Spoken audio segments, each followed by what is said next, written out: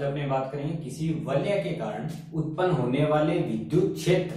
ठीक है, यानी कोई वलय है और उसका अक्ष। ठीक है, अब अपने को दो बेसिक चीजें ध्यान रखनी है, जैसे एक वलय और उसका अक्ष मतलब। ठीक है, जैसे अगर मैं बात करूं भाई ये एक वलय है तो इस वलय का अक्ष मतलब होता है इसका जो वलय है ये इसके तल, यानी ये जो तल है इसका इस तल के लंबवत और उसके केंद्र से गुजरने वाली रेखा। ठीक है, यानी अगर अपने बात करें किसी वलय के अक्ष पर चुंबकीय क्षेत्र, तो वलय का अक्ष का मतलब उस वलय के तल के लंबवत, ठीक है, उसके केंद्र से गुजरने वाली रेखा, उसे बोलते हैं उस वलय का अक्ष। तो यहाँ पे आप अपने को बात करनी है किसी वलय के कारण उसके केंद्र या उसके अक्ष पर उत्पन्न होने वाले विद्युत क्षेत्र की तीव्रता का मान क्या होगा। ठीक है, तो अगर अपने बात करें वलय की तो अपने दो टाइप की बात करते हैं, एक तो होता है वलय और एक होता है चकती।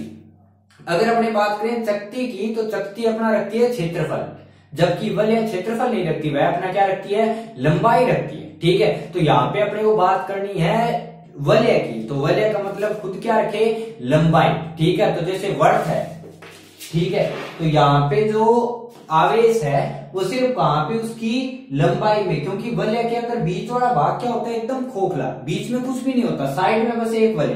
ठीक है, यानी वलय का मतलब उसका जो आवेश है वो क्षेत्रफल में नया बंट के किस में बंटेगा, उसकी लंबाई।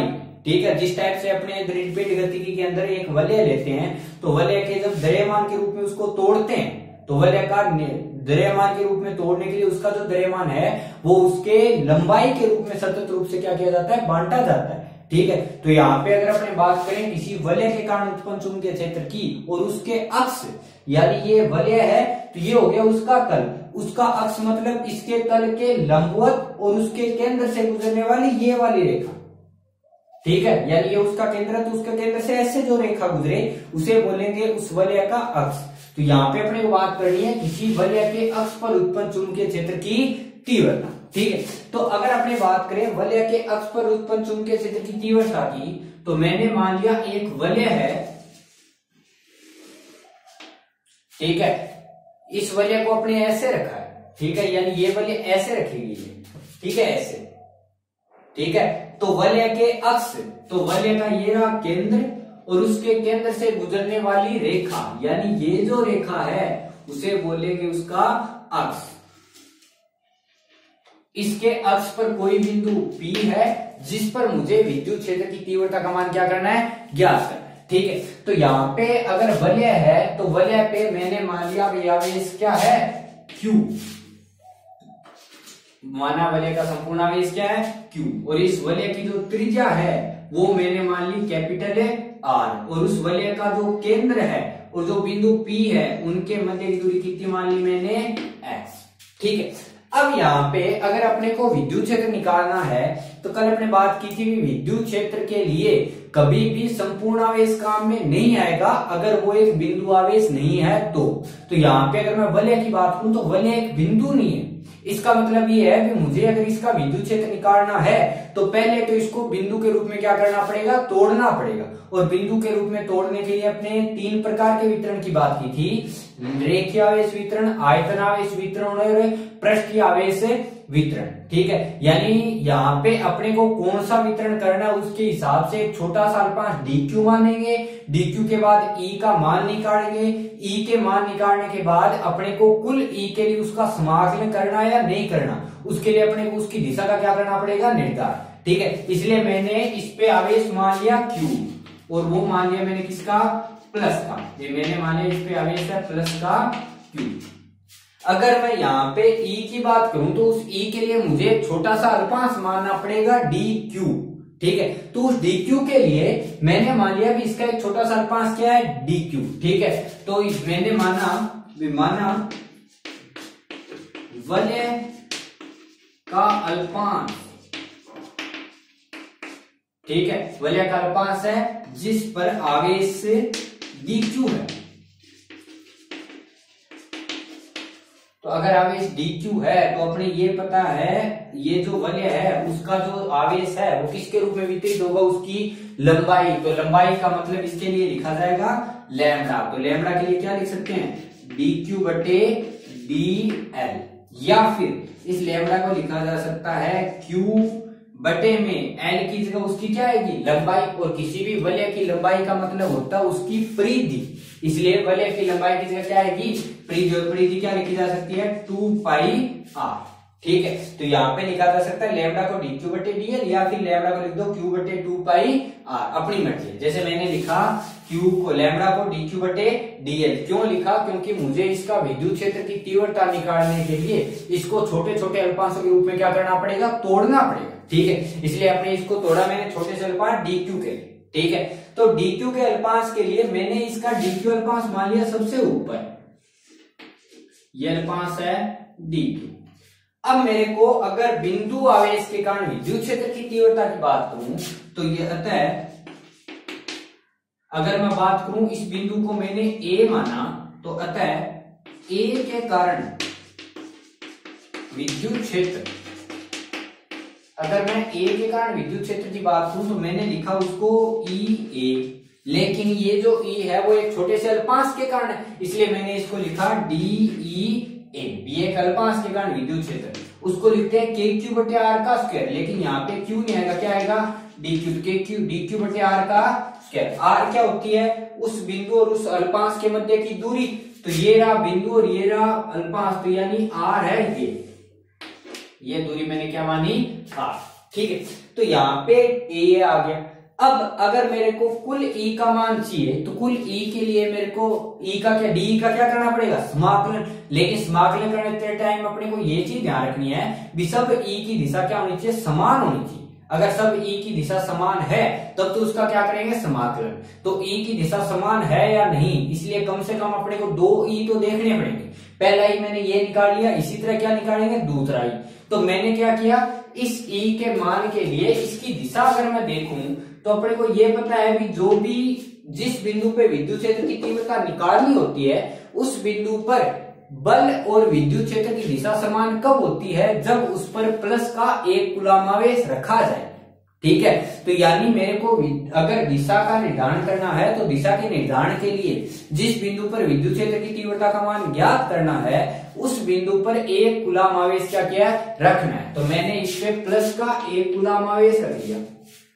तो अगर मैंने इस पे प्लस का एक कूलम आवेश रखा तो ये DQ प्लस का और ये भी एक कूलम है प्लस का, तो प्लस प्लस एक दूसरे को क्या करेंगे, प्रतिकर्षित। और मैंने ये भी बताया भी अगर आकर्षण और प्रतिकर्षण जो भी बल लगता है दो आवेशों के मध्य वो हमेशा लगता है उन दोनों आवेशों को जोड़ने वाली रेखा के अनुदिश। ठीक है, यानी ये जो बल है चाहे आकर्षण लगे या प्रतिकर्षण वो इसी रेखा में लगेगा। तो यहाँ पे देखो तो DQ प्लस का और एक कूलम है किसका, प्लस का, इसका मतलब जो F की दिशा वही दिशा किसकी आएगी, E की। तो यहाँ पे प्लस प्लस एक दूसरे को क्या करेंगे, प्रतिकर्षित। तो प्रतिकर्षित करने का मतलब बल उसको किधर धक्का देगा, बाहर की ओर क्या करेगा, धक्का देगा। इसलिए मैंने DE को इस साइड लिया, तो इस साइड F की दिशा तो E की दिशा भी इस साइड, ये मान लिया मैंने DEA। अगर अपने बात करें इसके दूसरे DE की, तो DE दूसरा DE मैंने इसके बिल्कुल विपरीत ले लिया, नीचे वाला, क्योंकि अगर दिशा बदल सकता है तो बिल्कुल विपरीत वाला अगर अपनी दिशा सेम रख रहा है तो इसका मतलब सबकी दिशा क्या आएगी, समान। और अगर विपरीत वाला अपनी दिशा अलग रख रहा है इसका मतलब सबकी दिशा क्या आएगी, अलग अलग। तो मैंने एक छोटा सा अल्पांश नीचे और मान लिया B बिंदु जिस पर आवेश भी क्या है, DQ। तो अब अगर मैं बात करूं अतः B के कारण,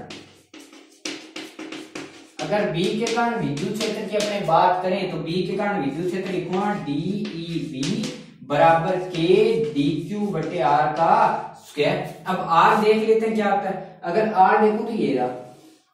अब ये R1 मान लिया और ये मान लिया मैंने R2, तो इसको लिखा R1 का स्क्वायर और इसको लिखा R2 का स्क्वायर। ठीक है, तो यहाँ पे DQ बदल नहीं सकते क्योंकि अपने आवेश वितरण के लिए बात की थी सतत होने की। सतत होने का मतलब है जो आवेश है वो हर एक बिंदु पे अपने को क्या मिलेगा, समान।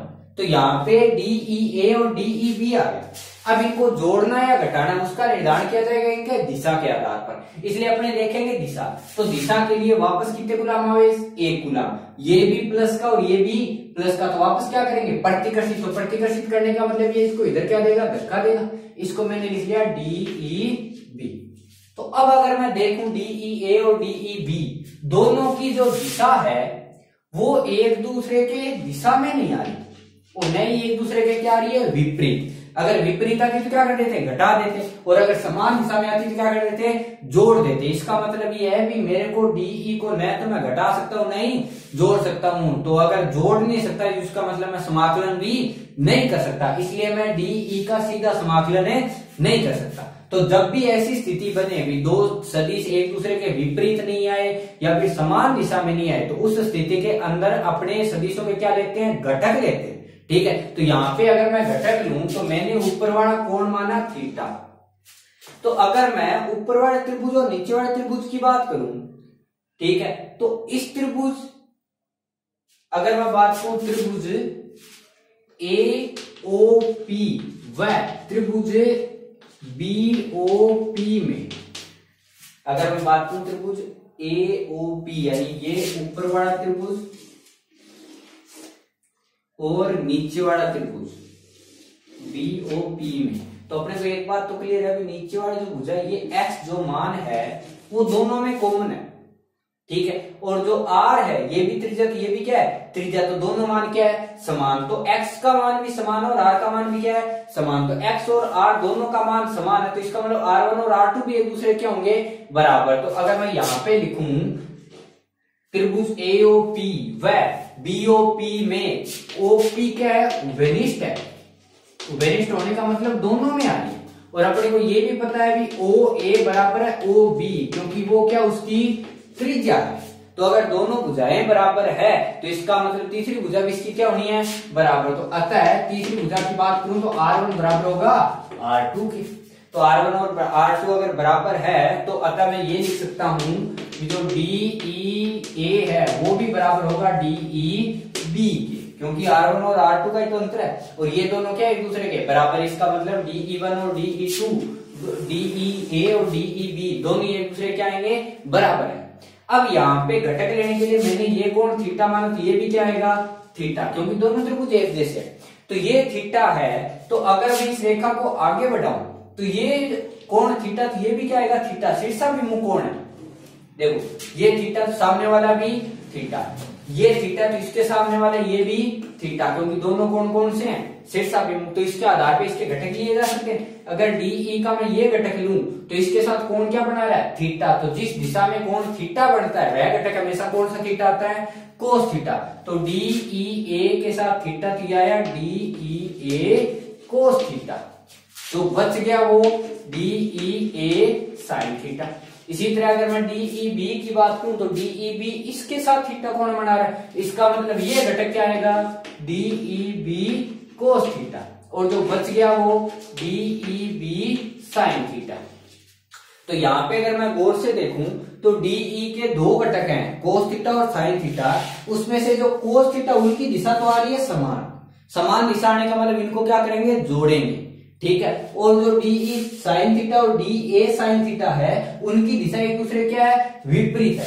तो अगर अपने को ये पता है DEA और DEB दोनों के मान बराबर है और उनके जो साइन थीटा घटक है वो एक दूसरे के विपरीत है, इसका मतलब वो एक दूसरे को क्या कर देंगे निरस्त। तो यहाँ पे ये लिखा जा सकता है यहाँ DEA साइन थीटा व DEB साइन थीटा घटक समान व विपरीत दिशा में होने के कारण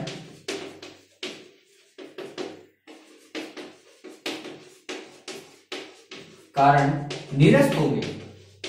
ठीक है, और अगर अपनी बात करें कोस थीटा की तो कोस थीटा वाले घटक आपस में क्या हो जाएंगे जुड़ जाएंगे, इसका मतलब लिख सकते हैं जबकि DEA कोस थीटा व DEB कोस थीटा घटक समान दिशा में होने के कारण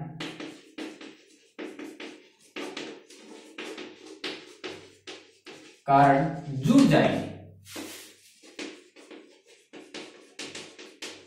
ठीक है, यानी जो साइन थीटा घटक है उनकी दिशा एक दूसरे क्या है विपरीत है, तो एक दूसरे के विपरीत होने के कारण जो घटक है वो एक दूसरे को क्या कर रहे हैं निरस्त, जबकि जो कोस थीटा घटक है उनकी दिशा क्या है समान है, तो समान दिशा होने के कारण वो आपस में क्या कर रहे हैं जुड़ रहे हैं। ठीक है, तो यहाँ पे अगर मैं समाकलन की बात करूं यानी कुल E के लिए जो DE का समाकलन किया जाएगा वो संपूर्ण DE को नहीं जोड़ सकते अपने, यानी समाकलन का मतलब जोड़ना है, तो यहाँ पे अगर समाकलन करूं तो समाकलन डीई का नहीं हो सकता।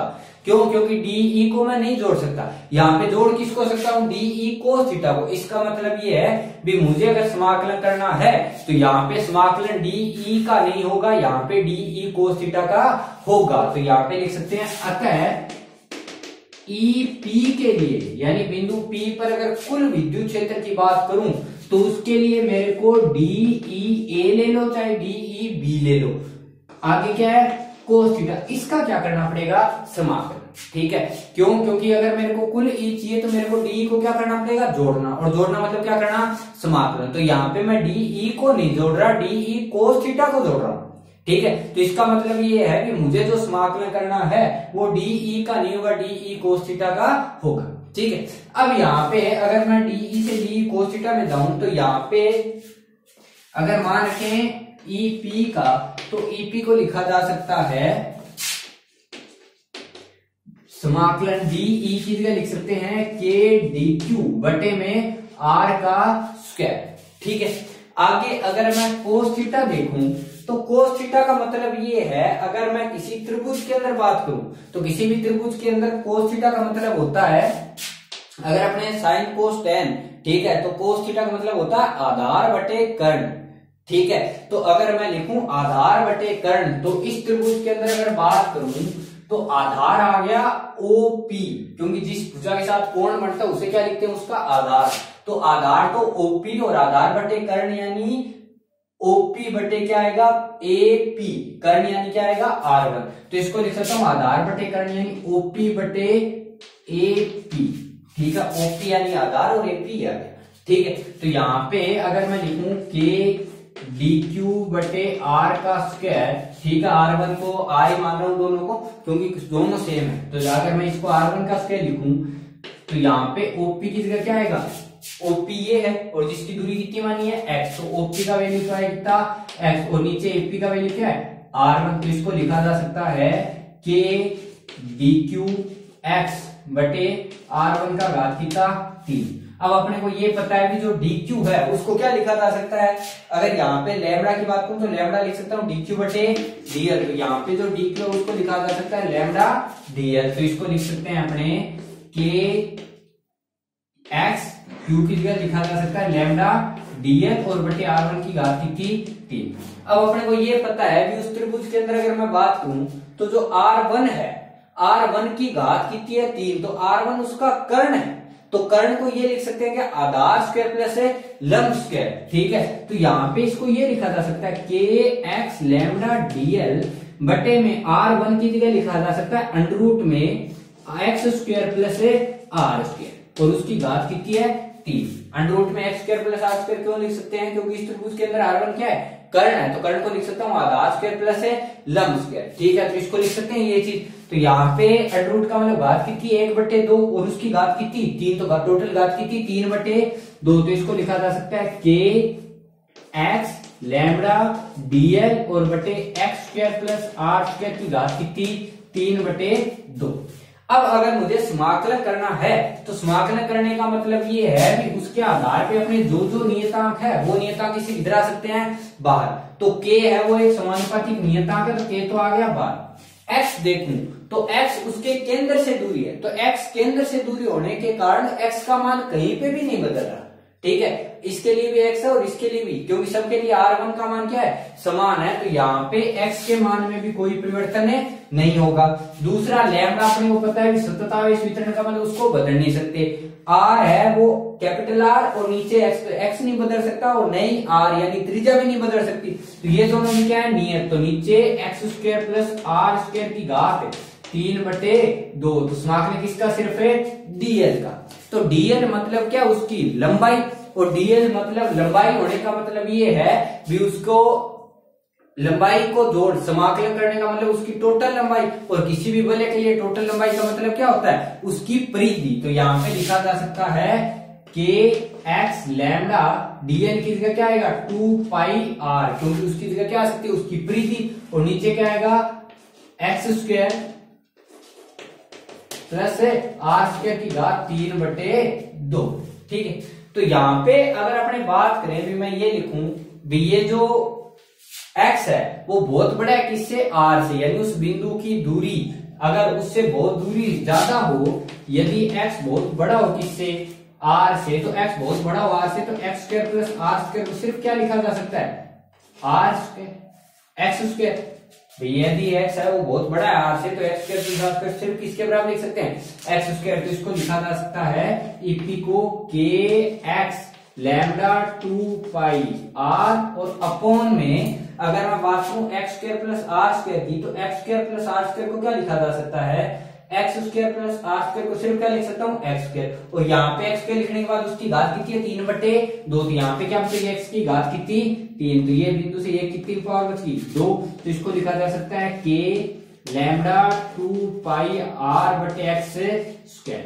तो यहाँ पे अगर मैं लिखूं लैम्डा k 2 पाई r इंटू 2 पाई r बटे x का स्क्वायर है, तो यहाँ पे अगर मैं लैम्डा गुना 2 पाई r की बात करूं, तो लैम्डा है आवेश वितरण, तो उसको लिखा जा सकता है q बटे l। तो यहाँ पे l जो है वो किसके बराबर है, 2 पाई r, तो q को क्या लिखा जा सकता है, लैम्डा गुना 2 पाई r, तो जो q है उसको लिख सकता हूँ लैम्डा गुना 2 पाई r, यानी लैम्डा गुना 2 पाई r की जगह क्या लिख सकता है q, तो ये बन गया k q बटे x का स्क्वायर। तो यहाँ पे अपने को एक चीज क्लियर है, अगर मैं बात करूं भी बिंदु है वो है, अगर उसकी दूरी उस वलय से बहुत ज्यादा है, तो उसका जो विद्युत क्षेत्र आ रहा है वो आ रहा है k q बटे x स्क्वायर। k q बटे x स्क्वायर का मतलब है एक बिंदु की तरह वो क्या कर रहा है, व्यवहार, इसलिए लिखा जाता है अगर वलय के अक्ष पर स्थित बिंदु की जो दूरी है केंद्र से, यदि उसकी त्रिज्या की तुलना में बहुत ज्यादा, ठीक है, यानी केंद्र से वलय की दूरी, यदि उस बिंदु की उस वलय के केंद्र से दूरी बहुत ज्यादा हो उसकी त्रिज्या की तुलना में, तो उस स्थिति के अंदर वह जो वलय है वह उस बिंदु के लिए जिस पर विद्युत क्षेत्र ज्ञात करना है उसके लिए एक बिंदु आवेश की भांति व्यवहार कर सकता है।